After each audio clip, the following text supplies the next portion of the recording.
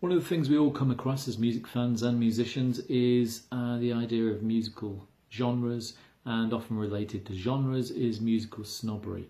On the one hand, of course, to simplify the whole of popular music, you have pop, and on the other hand you have rock, serious rock music. Now often it's regarded that pop music is the kind of throwaway, trashy, candy floss kind of music that is just something that's kind of instant gratification, has no deeper substance or meaning. And then on the other hand you've got the more progressive, more avant-garde influenced rock music, which is much more deep and complex. We can take this right back to the German philosopher Theodor Adorno, who wrote a lot on popular music and essentially reduced pop music to reflecting the patterns of working life and the mundaneness of factories, the kind of production line of music, reflecting the workers in the 40s up to the 60s kind of mundane existence. A very condescending view in many ways, and the advent of Sergeant Pepper, for example, kind of put pay to Adorno's theories. But you still do get that. It's very much alive and well, isn't it? That kind of classification of serious rock on the other hand and popular music on the other hand. I think that there is a thing called progressive pop.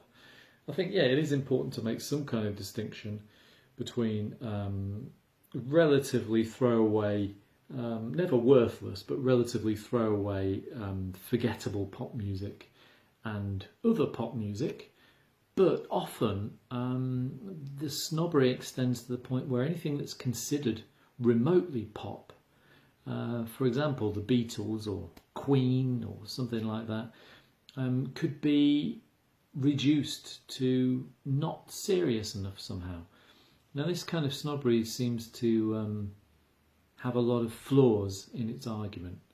For example, a lot of the basis of punk, which is considered to be a more rebellious, avant-garde influenced movement and genre, is just basic rock and roll and the basic three chords that make up a lot of Motown and pop industry music. A lot of progressive rock isn't that dissimilar to what you might call quirky or geek pop, college pop. There are many examples. Where is the line exactly? Where do the later Beatles lie? Where does Beach Boys' Pet Sounds lie in this? Where do artists like Elvis Costello, new wave artists like XTC, The Jam, where do these kind of artists fall in this pop versus rock dichotomy?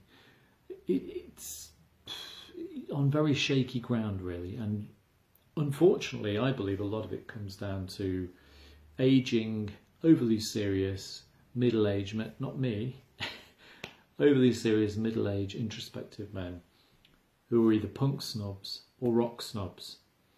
And there are all sorts of unfortunate factors that go into this. There are also, of course, jazz snobs, funk snobs, soul snobs.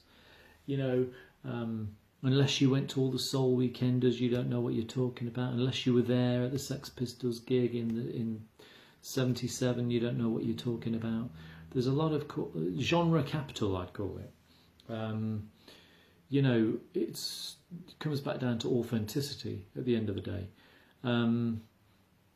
Pop being seen as plastic and inauthentic, and rock obviously being seen as the real deal. And what we have to understand is that every serious musical genre borrows as much from other forms of popular music as any other music does. There is no such thing as originality in music.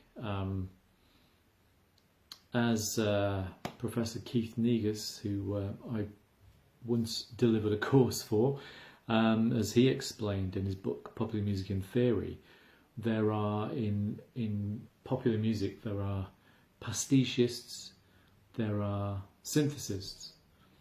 So there are people who take, quite obviously, and just wear the clothes in a different way of something that went before.